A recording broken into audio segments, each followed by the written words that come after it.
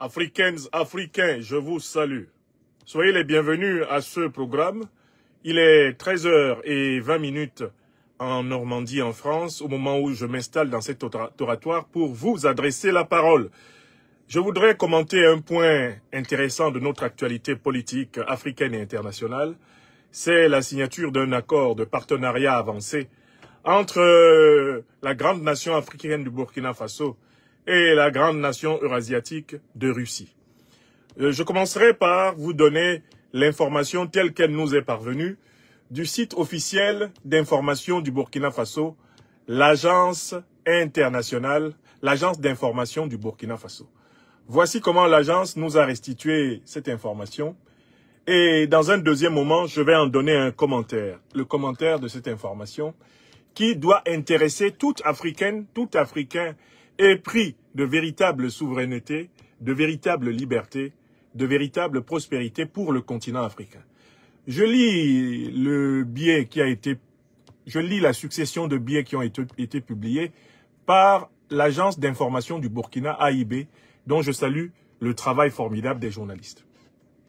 Burkina Faso-Russie, coopération nucléaire. Burkina. Rosatom affirme pouvoir installer une unité nucléaire en 5 ans sous certaines conditions. À Saint-Pétersbourg, le 18 juin 2025. Dépêche de l'AIB. Le fleuron de l'industrie nucléaire russe Rosatom a déclaré mercredi lors d'une visite d'une délégation burkinabé à la centrale nucléaire de Leningrad être en mesure de mettre en place une unité nucléaire en 5 ans, sous réserve que le pays partenaire soit suffisamment préparé. Deuxième version de la même information, cette fois-ci avec un autre aspect. Alerte. Le ministre de l'Énergie, des Mines et des Carrières, Yacouba Zabré-Gouba, a signé ce jeudi matin. Ça, c'est il y a 2 heures de temps que cette information est tombée. Donc, c'est une information d'aujourd'hui. L'accord intergouvernemental Burkina-Russie sur l'exploitation pacifique du nucléaire, en marge du Forum économique international de Saint-Pétersbourg. Ça, c'est encore une dépêche de l'agence d'information du Burkina. Et enfin, troisième élément il y a 3 heures, énergie nucléaire civile, arrivée des autorités burkinabées au siège du Forum économique international de Saint-Pétersbourg, avant la signature de l'accord intergouvernemental entre le Burkina Faso et la Fédération de Russie. Voilà les informations telles qu'on les trouve sur le site de l'agence d'information du Burkina Faso. À partir de cette donnée de base, que peut dire l'analyste politique, l'intellectuel politique et le serviteur national des lions et lions indomptables pour la libération panafricaine du Cameroun que je suis? Je voudrais commencer par vous faire constater que la signature de cet accord intergouvernemental a lieu dans un contexte de coopération avancée entre les pays de l'Alliance des États du Sahel et la Fédération de Russie. Un tel accord intergouvernemental existe aussi entre le Mali et le Burkina Faso. Il existe aussi entre le Niger, entre le Mali et la Fédération de Russie. Il existe aussi entre le Niger et la Fédération de Russie. L'accord intergouvernemental que le Burkina Faso vient de signer est de la même facture que ceux qu'ont signé les alliés régionaux du Burkina Faso au sein de la Confédération de l'Alliance des États du Sahel, donc le Mali et le Niger. C'est la première observation. Deuxième observation, le Burkina Faso, le Mali et le Niger ont en commun avec la Russie d'être des États qui possèdent le minerai nucléaire dans leur sous-sol, en quantité industrielle. Le Burkina Faso, le Mali, la Russie, le Niger sont des pays producteurs et extracteurs d'uranium. Il y a de l'uranium dans le sous-sol du Burkina, il y a de l'uranium dans le sous-sol malien, de l'uranium dans le sous-sol du Niger, il y a de l'uranium dans le sous-sol russe. Donc, cette coopération autour du nucléaire est une coopération entre pays détenteurs du minerai nucléaire. C'est-à-dire que le minerai nucléaire leur a même d'abord été donné par la nature, et pour ceux d'entre vous qui, comme moi, avaient la conviction que la nature n'existe pas par hasard, mais qu'elle est l'expression de la création divine, eh bien, le minerai nucléaire a été donné par Dieu au Mali, il a été donné par Dieu au Burkina Faso, il a été donné par Dieu au Niger, et il a été donné par Dieu à la Fédération de Russie. Si on pouvait faire une spéculation métaphysique sur ce plan de la providence, on dirait que Dieu ne fait rien par hasard. Comme on dit également que la nature ne fait rien en vain. Pourquoi Dieu ne fait-il rien par hasard? Il a placé le minerai nucléaire dans le sous-sol de pays qui ne l'ont jamais utilisé pour tuer une seule population humaine. Je recommence. Je voudrais vous faire remarquer que le minerai nucléaire, notamment donc l'uranium, qui permet le développement de l'énergie nucléaire, n'a pas été placé par hasard par Dieu dans le sous-sol africain et dans le sous-sol russe. Si Dieu ou la nature, qui ne font rien en vain, ont voulu que ce minerai soit placé dans le sous-sol de ces pays, c'est sans doute parce que ces pays développeraient des civilisations qui n'auraient pas propension à utiliser les armes nucléaires contre d'autres civilisations. Car pendant qu'on en parle, ce minerai nucléaire qui est disponible dans le sous-sol africain, notamment, entre autres, dans le sous-sol du Sahel, il n'a jamais été utilisé par un seul pays africain pour détruire un quelconque peuple de la Terre. Ce minerai nucléaire, l'uranium, que l'on trouve dans le sous-sol russe, n'a jamais été utilisé par la Fédération de Russie pour attaquer un autre pays du monde. Mais vous qui assistez à cette conférence, en cette mi-journée du 19 juin 2025, êtes bien placé pour savoir quel est le pays du monde qui s'est permis d'utiliser le minerai nucléaire pour tuer des êtres humains. Quel est le pays du monde qui a utilisé le minerai nucléaire pour tuer des êtres humains? Je vais vous donner la date exacte de l'acte qui avait été posé. Eh bien, il s'agit de l'acte du bombardement d'Hiroshima, et Nagasaki. Les bombardements atomiques d'Hiroshima et de Nagasaki, ultime bombardement stratégique américain au Japon, ont eu lieu les 6 et 9 août 1945 sur les villes d'Hiroshima, une ville de 345 000 habitants, et de Nagasaki, une ville de 195 000 habitants. Je voudrais que vous notiez la date. Les bombardements. Nous sommes ici à l'Institut de l'Afrique des Libertés. Donc nous sommes dans un lieu où c'est la connaissance qui est dispensée. La connaissance. D'abord la connaissance. Parce que quand les gens n'ont pas la connaissance, eh bien, ils ne peuvent pas prendre des positions politiques motivées. Je voudrais d'abord démontrer à tout le monde que les pays qui ont utilisé les armes nucléaires sur la Terre sont ceux à qui la Terre même n'a pas donné de minerais nucléaires. Les pays qui ont utilisé les armes nucléaires sur la Terre sont ceux à qui Dieu n'a pas donné le minerai nucléaire. Écoutons bien la date. Et il faut que tout le monde ici reparte en connaissant la date. Si vous avez un débat sur la question nucléaire, vous citez les bombardements atomiques d'Hiroshima et de Nagasaki, ultime bombardement stratégique américain au Japon, qui ont eu lieu les 6 et 9 août 1945. 6 et 9 août. Écrivez bien les dates. Alors, je vais vous faire remarquer qu'entre le 6 et le 9 août, il y avait 3 jours, pendant lesquels les États-Unis d'Amérique auraient pu réfléchir au mal qu'ils avaient déjà fait le 6 août. On dit souvent, dans la théorie politique ordinaire, que la nuit porte conseil. Lorsque la puissance américaine bombarde Hiroshima le 6 août, elle est au courant des centaines de milliers de victimes qu'elle vient de faire, n'est-ce pas? Mais elle prend 3 jours de réflexion et 3 nuits. Et cela ne lui suffit pas pour reprendre une bombe atomique et aller la jeter sur Nagasaki le 9 août. C'est-à-dire que cette puissance a délibérément tué des centaines de milliers de personnes. Après avoir mûrement réfléchi, non seulement avant le premier acte, mais avant le second acte. Il y a eu 3 jours. Écrivez bien ces dates-là. là, sur les réseaux sociaux. Parce qu'ils ont leur machine de répression, ils ont leur machine de censure, qui essaye de présenter tout discours véridique sur l'histoire, quand cette histoire rappelle leur crime comme étant un discours haineux. Et ils ont élaboré pour cela la notion de hate speech, qu'ils n'utilisent que pour des discours qui les mettent face à leurs actes. Quand on les met face à leurs actes, ils élaborent une catégorie. C'est un discours haineux. D'accord? Mais les actes sont documentés dans leurs propres archives. Là, je lis Google. Google, c'est un moteur de recherche américain. Si vous tapez bombardement d'Hiroshima et de Nagasaki, vous tombez dessus dans Google. On ne peut pas accuser Google, qui est un moteur de recherche américain, de combattre les États-Unis. N'est-ce pas? Jamais je n'ai vu qu'on accuse Google de combattre les États-Unis. Mais c'est Google qui a documenté l'archive. Et l'archive est là. Et même les photos.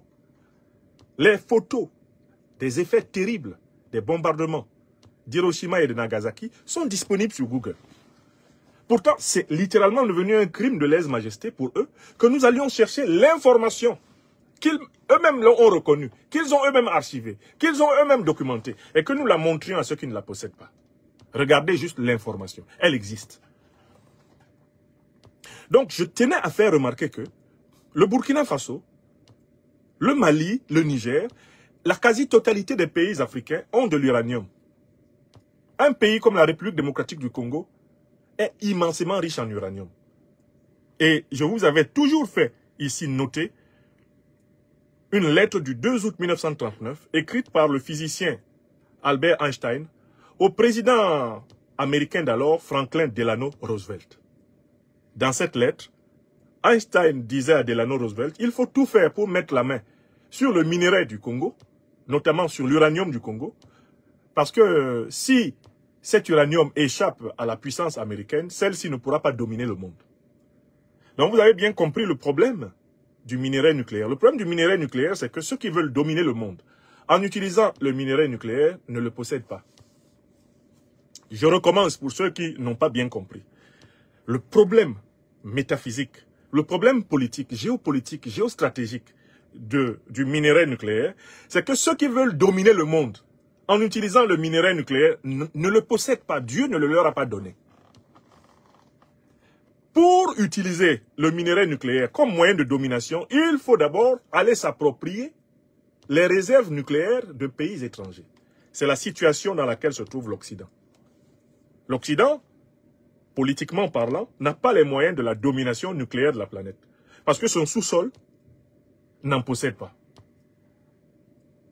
Pour dominer donc la planète, en utilisant l'argument nucléaire, l'Occident, politiquement, doit s'assurer de mettre en coupe réglée toutes les parties du monde que la nature ou Dieu a dotées des matières premières stratégiques. Et c'est la raison de toutes les grandes guerres occidentales menées sur cette planète. C'est la raison des traites négrières. C'est la raison des invasions coloniales occidentales. C'est la raison des manipulations des identités ethniques par les puissances coloniales et néocoloniales occidentales. C'est la raison des grandes agressions des siècles précédents et du siècle présent, organisées notamment par l'OTAN. Il y a un très bon livre que je recommande toujours de lire. C'est un livre de Daniel Ganser, qui est un chercheur, géopoliticien et géostratège, historien suisse. Le livre s'appelle « Les guerres illégales de l'OTAN ». Il faut que vous lisiez ce livre. Je vous l'ai souvent montré ici. Il est quelque part dans la pile. Ah, il n'est heureusement pas très loin. Je peux vous le montrer encore. Parce que ici, excusez-moi, ici, c'est l'école de la connaissance.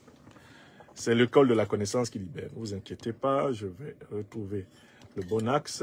Je vais vous chercher ce livre-là. Il y a une caméra qui a... J'ai une caméra qui a plongé. Hop. Je vais aller vous chercher le livre de Daniel Ganser. Il n'est pas très loin. Je l'ai aussitôt aperçu que je vous en parlais. C'est toujours bien de montrer ce dont on parle. Voilà.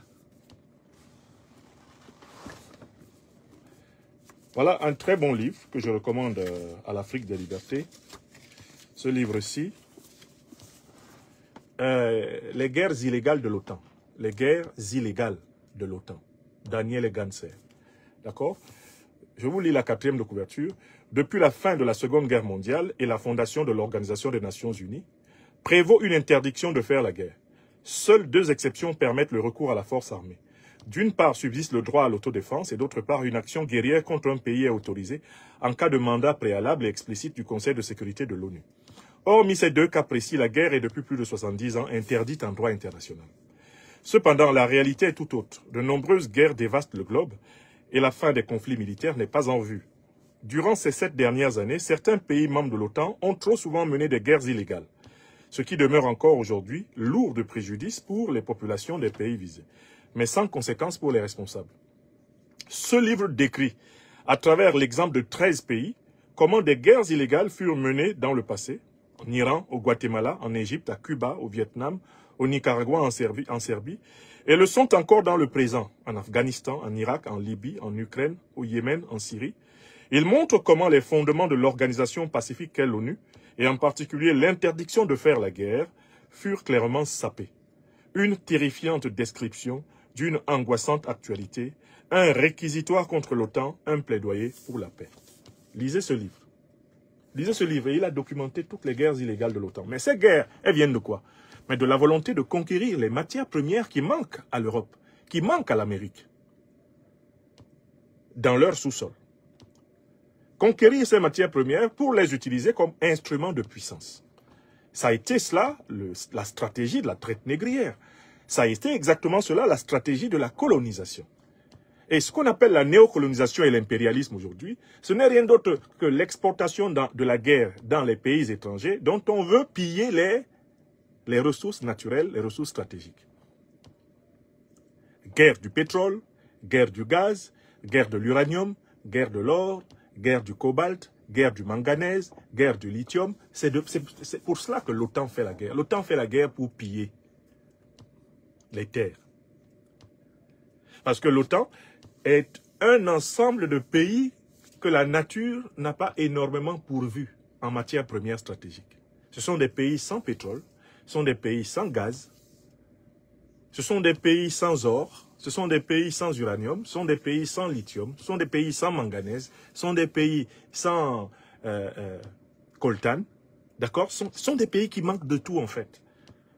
Et qui paradoxalement organisent la guerre dans les pays étrangers, donc en Afrique, au Moyen-Orient, en Asie, en Amérique latine, afin de s'accaparer de ce dont il manque.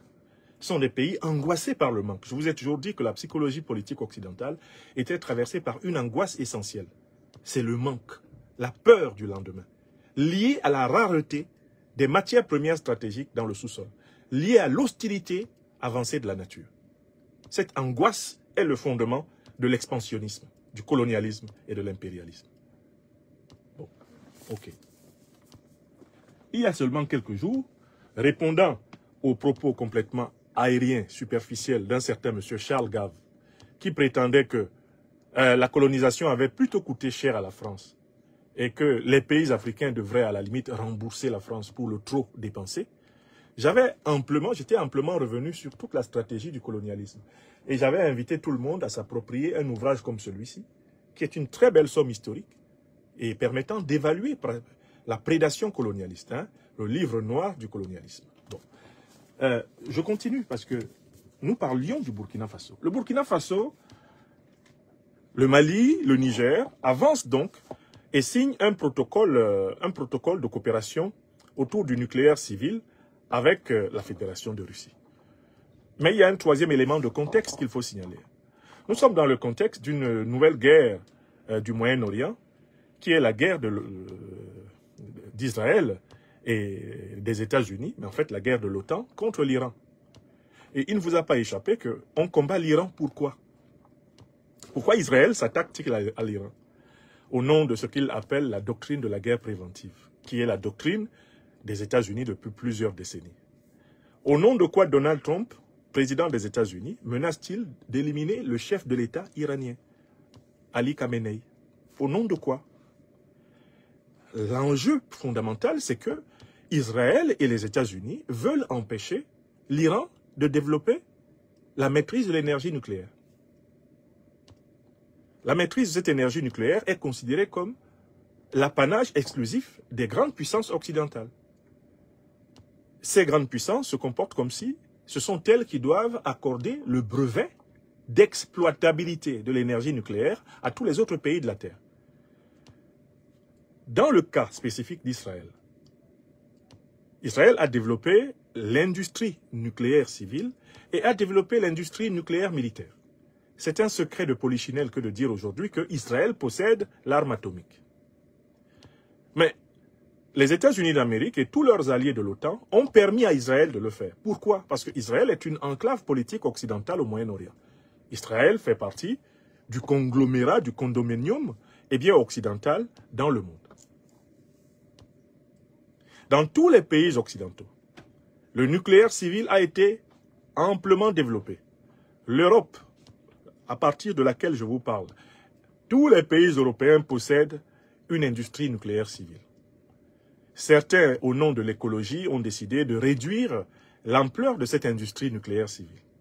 Mais pour l'essentiel, tous les pays européens ont développé l'énergie nucléaire.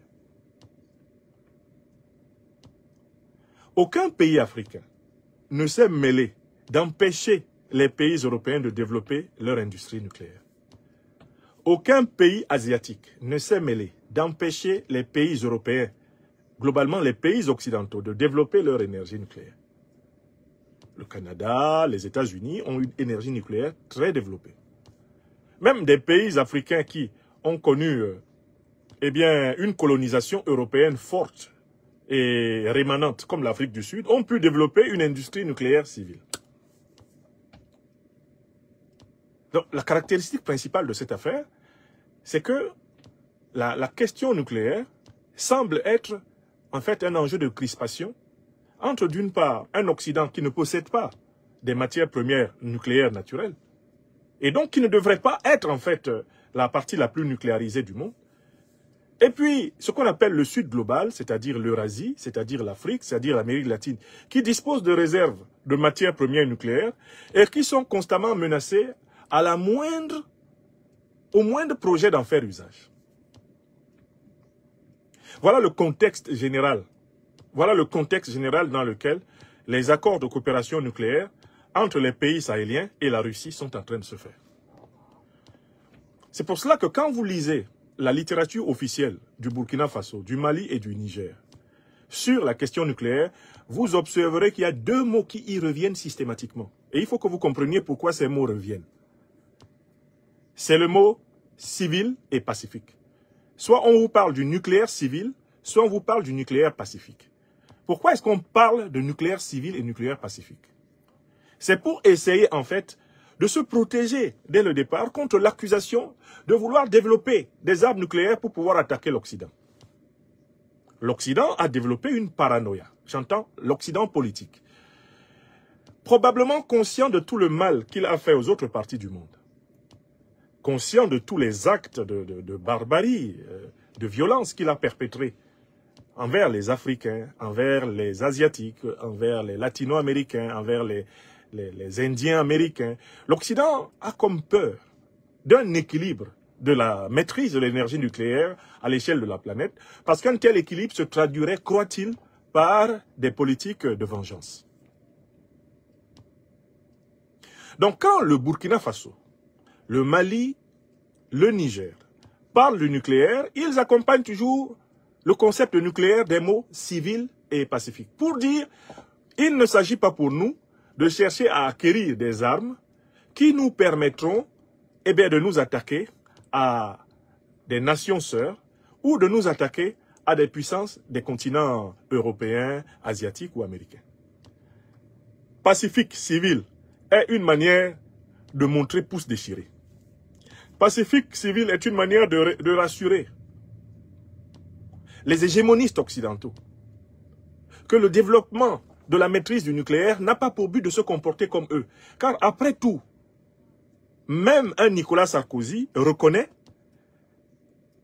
après tout, que, politiquement parlant, la partie du monde la plus violente de l'histoire de l'humanité, c'est l'Europe, c'est l'Occident. Monsieur Sarkozy, est-ce que vous pouvez le dire? Parce que si c'est moi qui le dis, ça peut paraître excessif. On pourrait même dire que c'est un discours haineux. Alors, il faut que ce soit Nicolas Sarkozy, élu président de la République française au moins une fois.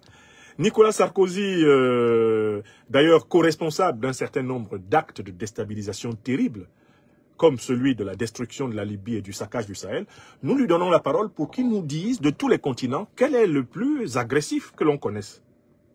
Et pourquoi ce continent ne doit pas penser que tout le monde lui ressemble? Parce que c'est en fait un problème de valeur de civilisation.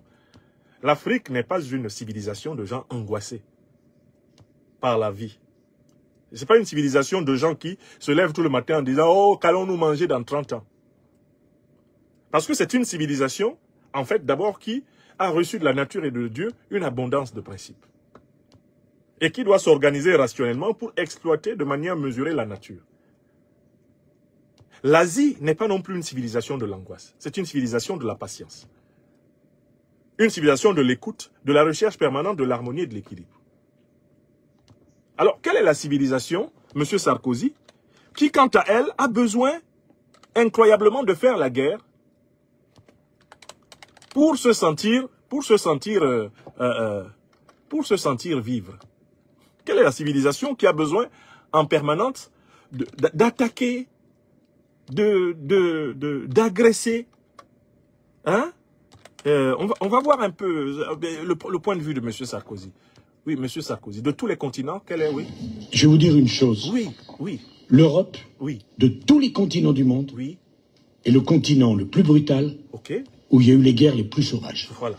C'est pas l'Afrique, c'est pas l'Asie, ok, c'est l'Europe. Très bien.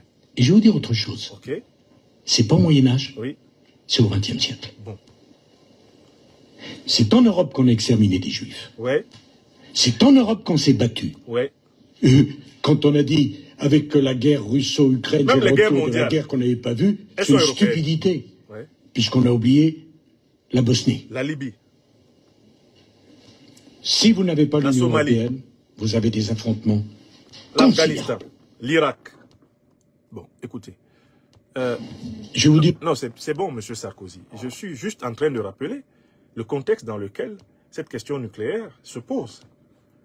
À cause de cette espèce de paranoïa et d'angoisse qui traverse sans cesse l'élite politique européenne, les autres pays du monde sont amenés à parler du nucléaire en l'habillant en permanence d'un mot de paix, un mot de civilité, un mot de tendresse, un mot de douceur. S'il vous plaît, ce n'est pas contre vous. Nous développons notre énergie nucléaire pour pouvoir faire prospérer nos populations. Comme vous avez développé votre énergie nucléaire pour faire prospérer vos populations. Quand vous avez voulu jeter une bombe nucléaire, une bombe atomique, vous ne l'avez pas jetée sur des Européens, vous êtes allé la jeter sur, des Asiatiques, des Japonais. D'accord? Vous ne l'avez pas jetée sur les Européens, pourquoi? Parce que vous saviez que ce n'est pas très bon, même de se combattre entre Européens en utilisant des armes atomiques. Alors pourquoi l'Afrique qui n'a jamais utilisé l'arme atomique contre quelqu'un? Pourquoi l'Asie qui n'a jamais utilisé l'arme atomique contre quelqu'un? Pourquoi l'Amérique latine qui n'a jamais utilisé l'arme atomique contre quelqu'un doivent-elles se soumettre au diktat de l'Occident politique qui lui a utilisé l'arme atomique? Pourquoi l'Occident devrait-il s'arroger le droit de légiférer sur le nucléaire? Alors précisément que, en matière de gestion du nucléaire, c'est l'Occident qui a fauté. Qui s'est rendu coupable de crimes contre l'humanité, de crimes de guerre, en se servant des armes nucléaires, la plus grande puissance occidentale, les États-Unis. Qui devrait, justement, ne pas avoir voix au chapitre pour parler des questions nucléaires? Mais les États-Unis. Il devrait être interdit aux autorités américaines de parler des questions nucléaires. Comme il est interdit, depuis la chute d'Hitler, aux autorités allemandes de parler d'ordre politique en tant que tel en Europe. La parole politique de l'Allemagne revient lentement au cœur de l'Europe. L'Allemagne s'est tue pendant très longtemps. En raison de quoi? De ce que Karl Jaspers, le grand philosophe allemand, a écrit, a appelé la culpabilité allemande. Die deutsche Schuld. La faute, le péché nazi, ont contraint les Allemands à la fermer. L'Allemagne aujourd'hui ne possède pas la bombe nucléaire, ne possède pas l'arme nucléaire, parce qu'elle est coupable d'avoir provoqué la Deuxième Guerre mondiale. Mais comment peut-on comprendre que la puissance qui a utilisé l'arme nucléaire, l'arme atomique, pour tuer des centaines de milliers d'innocents, se trouve encore en train de vouloir enseigner la morale à l'Iran? Et elle essaye d'enseigner la morale à l'Iran et au monde entier à propos de l'usage du nucléaire, alors que c'est elle qui devrait être la première sanctionnée. Les États-Unis devraient payer de très lourdes amendes, de très lourdes réparations, d'abord au Japon, et ensuite à l'humanité tout entière pour avoir utilisé 2 bombes nucléaires, 2 bombes atomiques contre des êtres humains.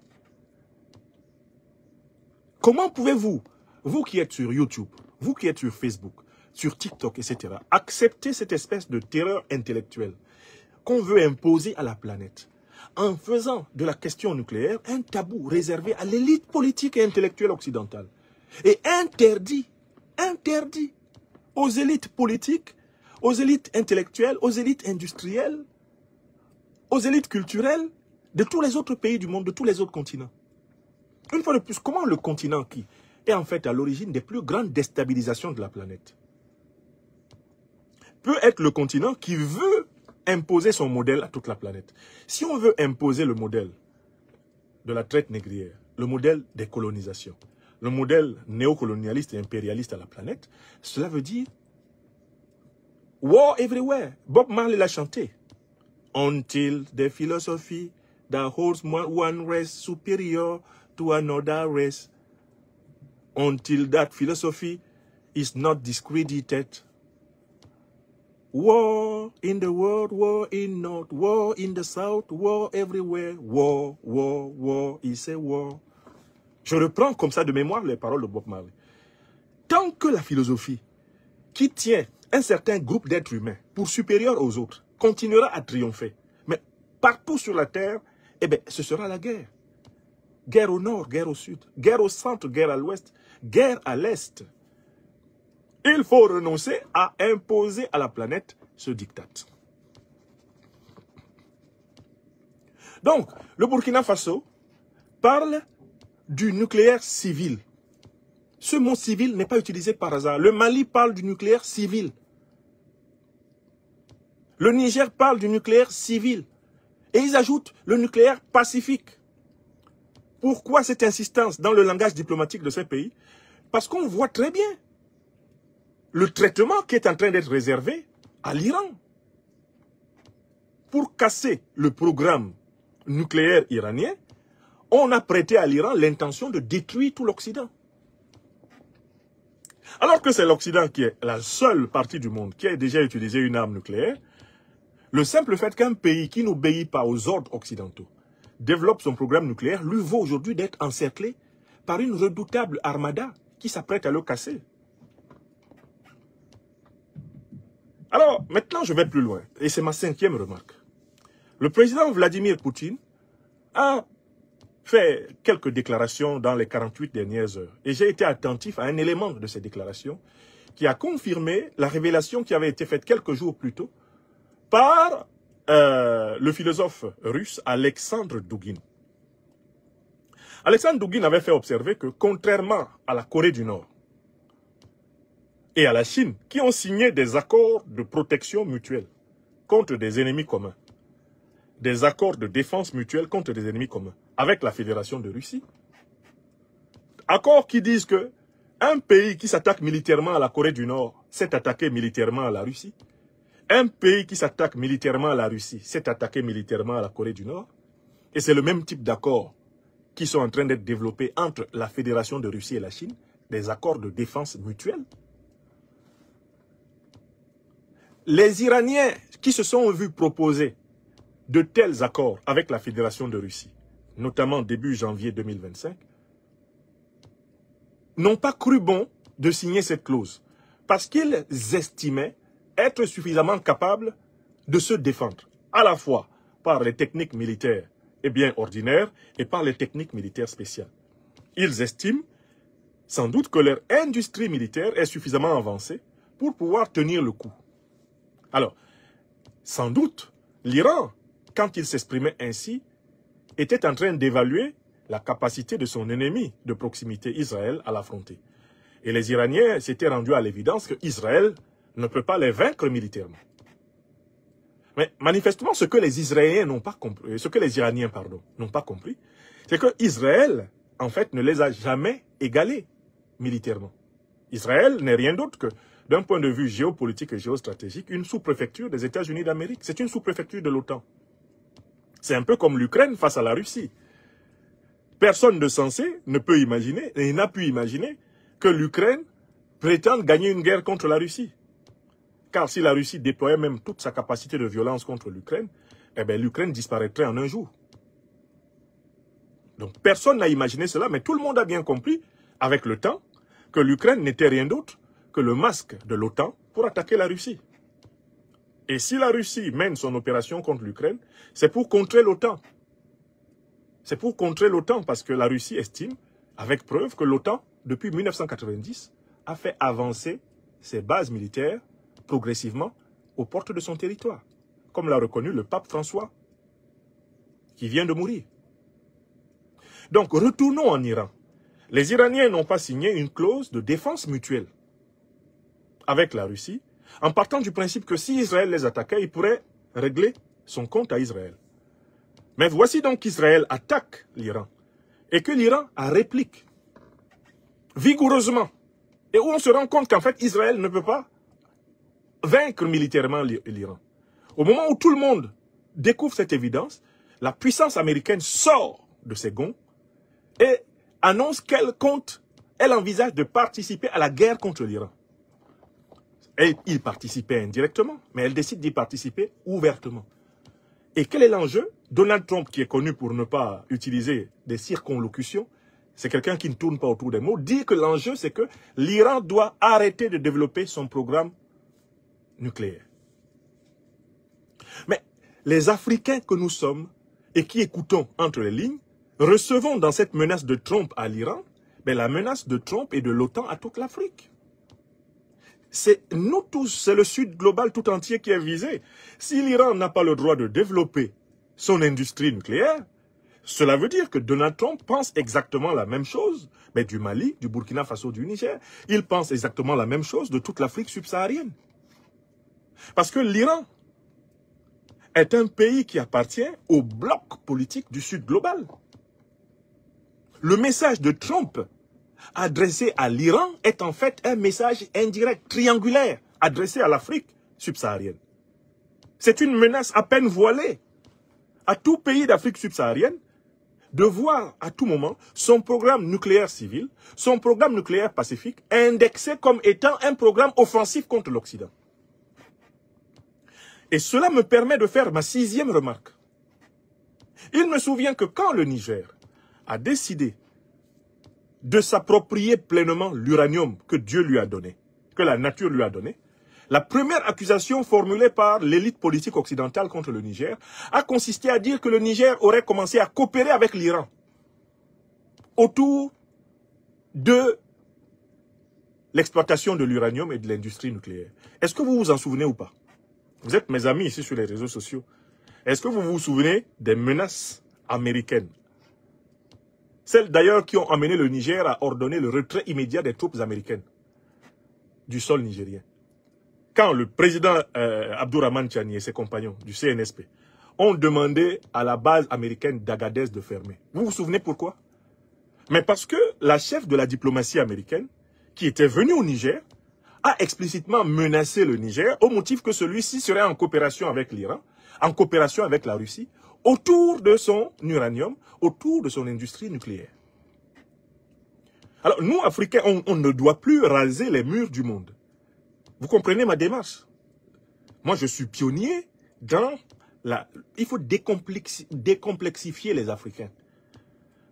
Quand on nous donne tous les signes avant-coureurs, des projets néfastes qui sont pensés contre nous, nous devons avoir le courage de montrer que nous avons vu ces signes, de lire publiquement ces signes devant notre peuple, d'analyser ces signes, de les faire comprendre, assimiler. Donc, la menace là, américaine sur l'Iran, la guerre engagée par Israël contre l'Iran, pour cause d'industrie nucléaire, mais ça correspond exactement à la guerre qui est en train d'être menée actuellement, en fait, contre le Mali, le Burkina Faso et le Niger, parce qu'ils ont décidé d'exploiter leurs ressources en faveur de leur population et de développer leur industrie nucléaire civile pacifique.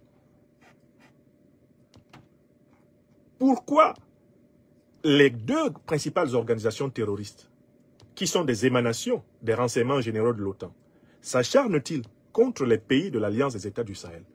Mais parce que ce sont des pays qui ont décidé de mettre fin au pillage de leurs ressources naturelles par des multinationales occidentales. Et ce sont des pays qui ont décidé de développer leur programme nucléaire civil pacifique. Voilà les deux raisons pour lesquelles les 3 étoiles polaires du Sahel sont en ligne de mire de l'OTAN. Voilà pourquoi les munitions, des armes, du renseignement, la couverture médiatique est assurée pour galvaniser les organisations terroristes qui attaquent ces pays. Et il est important que les Africaines, de la campagne à la ville, des diasporas comprennent cet enjeu. C'est une contradiction majeure. C'est un enjeu majeur pour notre continent. Est-ce que les richesses que Dieu, les richesses que la nature a mises entre les mains des Africains doivent être exploitées pour améliorer la condition de vie des Africains?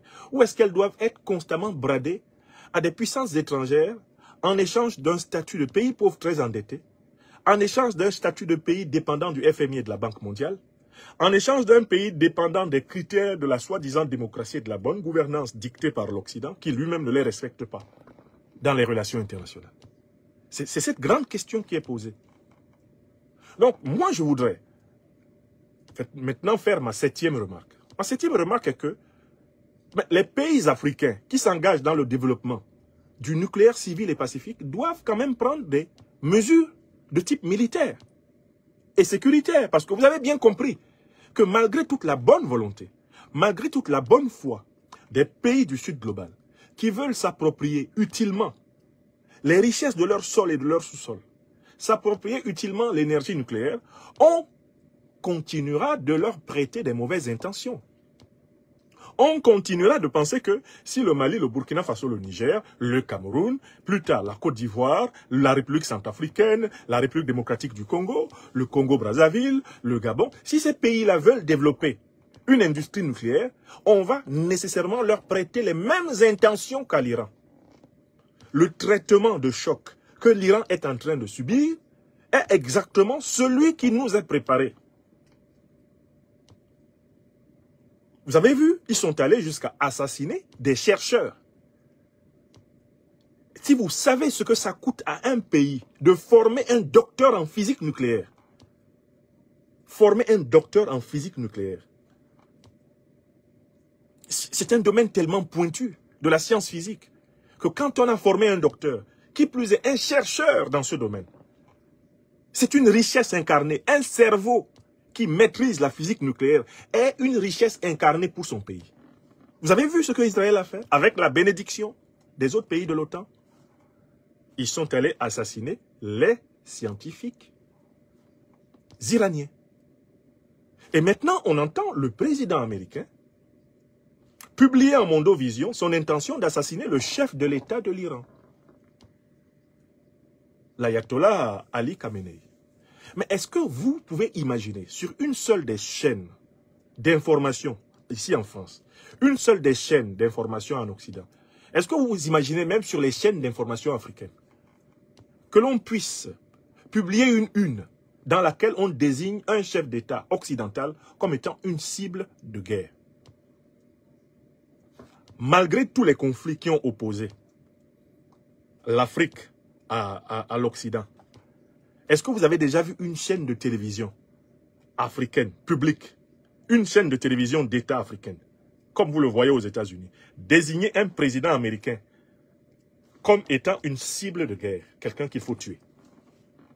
Est-ce que vous avez déjà entendu un président africain désigner un président européen en disant celui-là, on doit le tuer? Vous avez déjà vu ça? Alors qu'une bonne partie de ces présidents-là, certains ont été des adversaires farouches, redoutables des dirigeants occidentaux. La propagande officielle, la propagande de presse africaine, à ma connaissance, n'est jamais allée jusqu'à désigner un chef d'État occidental comme étant une cible d'un projet d'assassinat politique. Mais vous ouvrez la télévision en France, vous ouvrez la télévision aux États-Unis, vous ouvrez la télévision en Angleterre, on y montre un Donald Trump, on y montre des soi-disant experts de télévision, on y montre des analystes politiques qui tablent sur l'assassinat de dirigeants étrangers et qui parlent tranquillement du projet d'assassiner le chef de l'État de l'Iran. Je regardais tout à l'heure sur BFM TV. C'était un gros titre. Ali Khamenei, un objectif de guerre. L'assassinat d'Ali Khamenei est un objectif de guerre. Imaginez qu'on écrive ça sur les chaînes de télévision africaines. Même au Mali, au Burkina, au Niger, on désigne un chef d'État occidental. Tel, l'objectif de l'assassiner est notre but. Vous imaginez?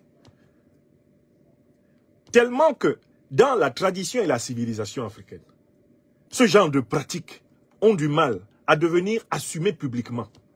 Ça n'arrive pas, même dans les pays où la haine politique de l'Occident a atteint le summum. On ne pousse pas jusqu'à officiellement désigner un chef d'État étranger comme une cible. Il faut le tuer. Alors, tout ça est en train de se faire sous nos yeux. Avec ce modèle, ils ont cassé l'Irak. Avec ce modèle, ils ont cassé l'Afghanistan. Avec ce modèle, ils ont cassé la Serbie. Avec ce modèle, ils ont cassé la Libye et déstabilisé tout le Sahel. Avec ce modèle, ils cassent la République démocratique du Congo sous nos yeux et déstabilisent toute l'Afrique centrale. Avec ce modèle, ils cassent le golfe de Guinée. Avec ce modèle-là, ils sont en train d'organiser une guerre potentielle avec la Chine, en exploitant les tensions avec Taïwan. C'est avec ce modèle qu'ils cassent l'Eurasie, en utilisant l'Ukraine comme bélier. C'est avec ce modèle qu'ils ont cassé l'Amérique latine pendant tout le 19e siècle et le 20e siècle. C'est avec ce modèle. Et donc, quel est nous, Africains, sur le continent et dans les diasporas? Quel est notre rôle? En tant que citoyens d'origines africaines, nous avons le rôle de la dénonciation et de l'éducation et de la conscientisation. Quel est le rôle de nos gouvernants? C'est de s'unir pour condamner. Quel est le rôle de nos gouvernants?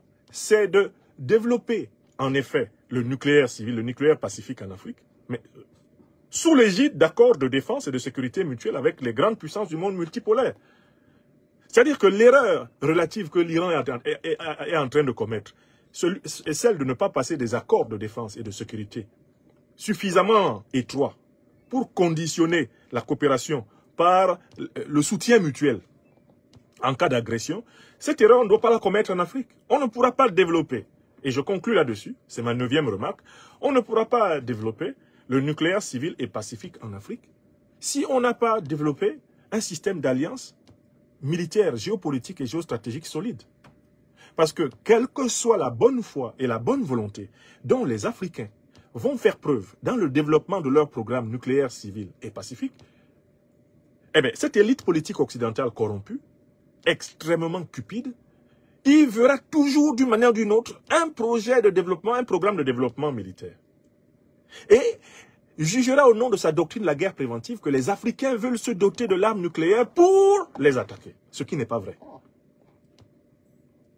Alors, comme on ne peut pas compter sur la bonne volonté de l'élite politique occidentale, rompue à la cupidité, à l'avidité, à la domination planétaire, comme on ne peut pas compter sur sa bonne volonté, on ne peut pas compter sur sa bonne volonté. Je ne sais pas pourquoi on a un problème de diffusion ici. Comment on ne peut pas compter sur sa bonne volonté?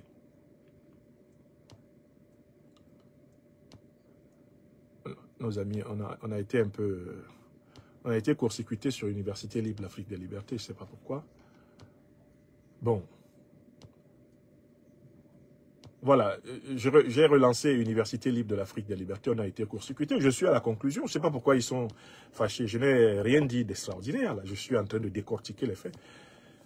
Donc, conclusion de notre émission. Et dites-moi, mes chers amis, si sur Université Libre de l'Afrique des Libertés, vous êtes en train de suivre cette 2e partie. J'ai relancé l'émission. Écrivez Good Life sur Université Libre de l'Afrique des Libertés et sur les autres plateformes, s'il vous plaît, partagez.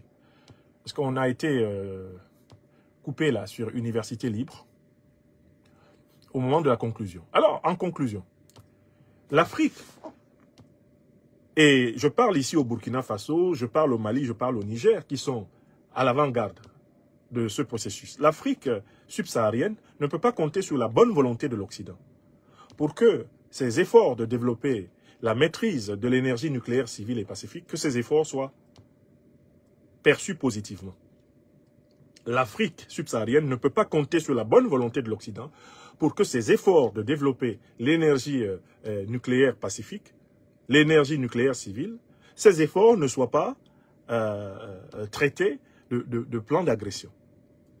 Il s'ensuit que les pays africains qui s'engagent dans le développement de l'énergie civile doivent se donner les moyens, y compris par des alliances fortes, avec des puissances nucléaires du monde multipolaire. Ils doivent se donner les moyens de contraindre l'oligarchie impérialiste néocolonialiste occidentale à ne pas oser les agresser en raison de ce développement légal et légitime et de cet usage des matières premières naturelles et stratégiques que la nature, avec N majuscule, le bon Dieu nous a donné. Dans un proverbe de mon pays natal, le Cameroun, en langue douala, qui est une langue du groupe Congo, on dit « Muna nyongo abukite oa bambele mokunda ». Quand tu vois que ton frère te dépasse, ton frère a quelque chose que tu n'as pas, sois humble, porte sa chaise. Il faut que l'Occident politique reconnaisse que l'Afrique a ce qu'elle n'a pas.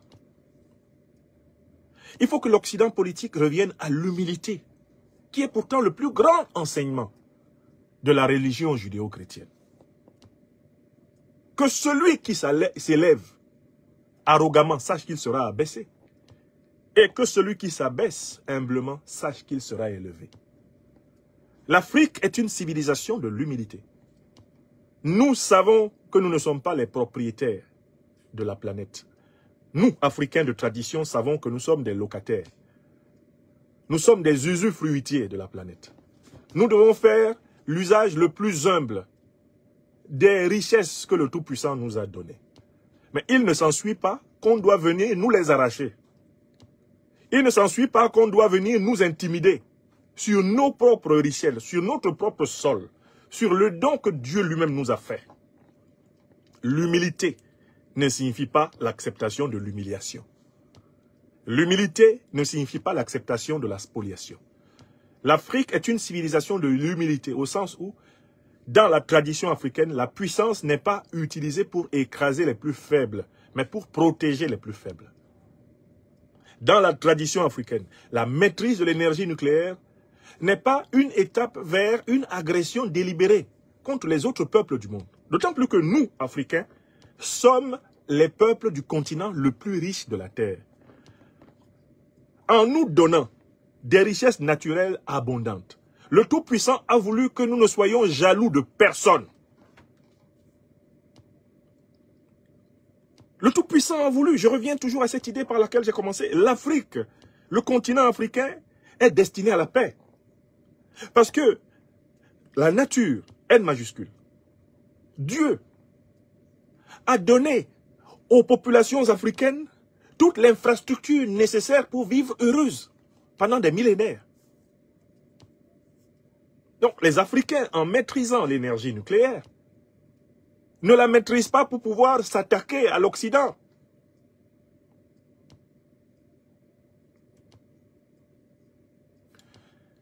Les Africains, en cherchant, en développant la maîtrise de l'énergie nucléaire civile et pacifique, ne cherchent pas à s'attaquer à l'Occident. Il ne s'agit pas de dominer l'Occident. Il s'agit de pouvoir jouir pleinement des richesses que le Tout-Puissant nous a confiées. Il s'agit de pouvoir servir la prospérité de notre peuple. Et c'est ainsi que les Africains de civilisation ont utilisé la puissance. L'Égypte antique ne s'est pas installée en Europe, elle ne s'est pas installée à Babylone, elle ne s'est pas installée en Amérique. Il n'y a jamais eu de colonie africaine sur les autres continents, au sens de domination, ayant pour but de s'accaparer des richesses de ces continents pour les ramener en Afrique, puisque l'Afrique est riche. Et c'est un point qui rapproche les Africains de la Fédération de Russie. La Fédération de Russie n'est pas pauvre. C'est un État-continent. C'est un État-continent, c'est le plus grand État occidental. Donc quand ils viennent vers les Africains, ils ne viennent pas dans le but de s'accaparer des richesses africaines. Parce qu'ils en ont, Dieu leur a donné. Dieu a donné. La nature a donné à la Fédération de Russie de quoi vivre s'il le faut en autarcie. Les Africains peuvent vivre en autarcie. Les Russes aussi. Les autres peuples du monde auraient beaucoup plus de mal. Car leur nature, la nature terrestre, dans leur contrée, est beaucoup moins fournie en ressources. Voilà la vérité. Donc nous appelons les Africains, à tous les niveaux, à prendre conscience du fait que la pitié ne nous sauvera pas. La pitié ne sauvera pas l'Afrique. Le programme nucléaire civil pacifique africain sera détesté comme le programme nucléaire civil iranien l'est. Voilà pourquoi l'Afrique éveillée est solidaire de l'Iran. Parce que nous savons que le traitement qui est réservé actuellement par l'impérialisme occidental à l'Iran est exactement celui qui est préparé contre l'Afrique. Ce qui a tué Makloklo est ce qui va tuer Maklakla. Un proverbe baoulé dit que quand tu manges la main du singe, n'oublie pas de regarder ta propre main. Il y a beaucoup de ressemblances. Certains Africains, par naïveté géopolitique, géostratégique, regardent les événements du Moyen-Orient en disant c'est entre eux là-bas. Ce n'est pas entre eux, c'est notre tête qui se joue en Iran. Vous savez, quand on attaquait l'Irak, Kadhafi avait fait une déclaration devant les chefs d'État arabes. Une déclaration prémonitoire, je vous la retrouverai, je vais la publier. Kadhafi, quand on a attaqué l'Irak et qu'on a pendu Saddam Hussein, Kadhafi a dit aux autres dirigeants, vous voyez ce qu'ils ont fait à Saddam Hussein là, mais c'est ce qu'ils vont nous faire à nous tous. Il était à la réunion des pays arabes, l'Union des pays arabes. Il leur dit, vous voyez le traitement qu'ils ont réservé à Saddam Hussein. Certains d'entre vous ont applaudi. Quand on a traqué Saddam Hussein, on l'a attrapé, on l'a pendu. Mais ce que vous ne savez pas, c'est que vous, les Saoudiens qui avez applaudi, vous, les Syriens qui avez applaudi, vous, je ne sais pas, les Qataris qui avaient applaudi, hein? Vous-même les Iraniens, vous avez applaudi quand on faisait la peau à Saddam Hussein, n'est-ce pas? Ça vous a beaucoup amusé. Mais, en fait, nous tous, nous serons les uns après les autres, taillés en pièces par ces impérialistes occidentaux. Il y a une vidéo, il y a un discours public de Kadhafi où il annonçait de manière prémonitoire sa propre fin. Il avait vu. Alors, nous, Africains, cette question nucléaire, qui est l'alibi trouvé par les États-Unis et leur proxy Israël pour attaquer l'Iran, sachez que c'est un exercice grandeur nature de l'attaque future contre l'Afrique. Ce qu'ils sont en train de faire en Iran, c'est ce qu'ils veulent faire en Afrique. La preuve, ce qu'ils ont fait en Irak, ils l'ont fait en Libye. Ils commencent toujours par tester au Moyen-Orient. Quand ça marche, ils l'appliquent sans pitié à l'Afrique. Voilà pourquoi il faut condamner. Il faut dénoncer. Et voilà pourquoi il faut renforcer les alliances géostratégiques, les alliances sécuritaires. Car la pitié ne nous sauvera pas. La pitié ne sauvera pas l'Afrique. Dans le Pidgin English du Cameroun, on dit « Asia is not the help ». En Pidgin English, « Asia is not the help ». Ça veut dire que la pitié n'aide pas. La pitié n'aide pas. Si tu comptes sur la pitié dans ce monde-là, tu as déjà perdu. Donc nous appelons, en effet, nos dirigeants à renforcer les alliances militaires, à renforcer les dispositifs militaires pour protéger le nucléaire civil et pacifique africain. Parce que même le nucléaire civil et pacifique africain est vu d'un très mauvais œil par les néocolons. Ils ne veulent pas voir l'Afrique être énergétiquement autonome. Ce n'est pas prévu dans leur plan.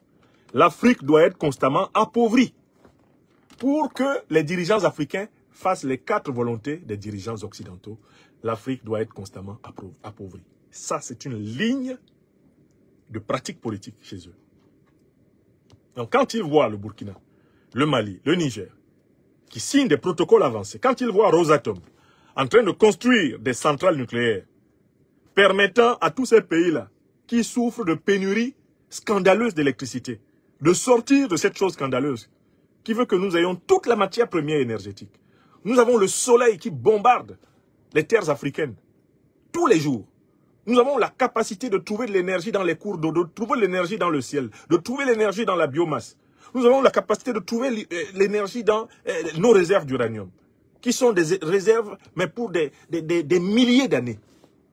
Nous avons cette capacité, mais nous avons 70 à 80% de nos populations qui vivent dépourvues d'énergie. Nous, on veut résoudre ce problème.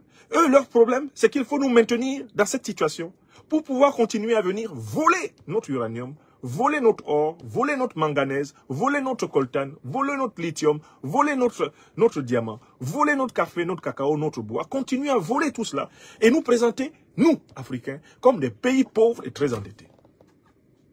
Nous devons refuser cela. Et refuser cela, c'est ne pas compter sur la pitié. Seule la lutte libère. Nous devons passer toutes les alliances sécuritaires qui s'imposent. L'outil de défense et de sécurité est la condition, dans les conditions actuelles du monde, est une condition essentielle du développement endogène.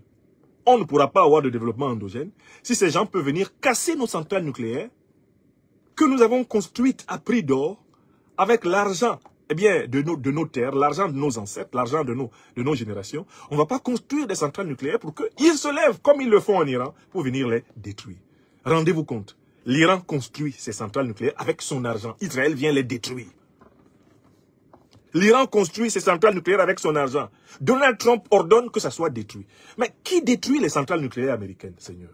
Qui détruit les centrales nucléaires occidentales, israéliennes? Personne.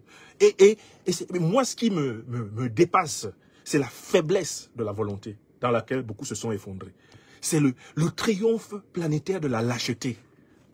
La lâcheté, ça fait 53 ans que je suis dans le monde.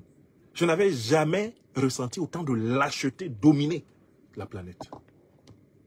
Et nous sommes 7 à 8 milliards d'individus, mais il y a un tel paquet de lâches sur la Terre que la Terre fait peur. La Terre actuelle, elle fait vraiment peur. Je ne sais pas si c'est l'effet du développement des réseaux sociaux, le développement de l'information fait que les phénomènes ont plus d'impact, en fait. Ça, c'est vrai. Il y a une amplification des qualités comme des défauts. Mais là, ce qui est en train de se passer contre l'Iran, je me demande comment même les pays arabes peuvent encore se regarder dans une glace. On a fait ça contre l'Irak, ils n'ont rien fait. On a fait ça contre l'Afghanistan, ils n'ont rien fait. On a fait ça contre la Libye, ils n'ont rien fait. On est en train de faire ça contre l'Iran, ils sont assis, ils regardent. Certains donnent même leur ciel aux avions impérialistes pour venir attaquer l'Iran. Et nous, pays africains, je vois ces baladeurs de l'Union africaine là qui font des délégations de bouffeurs de caviar, de buveurs de bouteilles de champagne. Qu'est-ce que ces gens-là, à quoi servent-ils? Si nous avions une Union africaine, mais normalement, là, toutes les relations diplomatiques seraient rompues avec Israël et toute puissance qui soutient Israël pour agresser les Iraniens, mais les relations diplomatiques seraient suspendues les unes après les autres.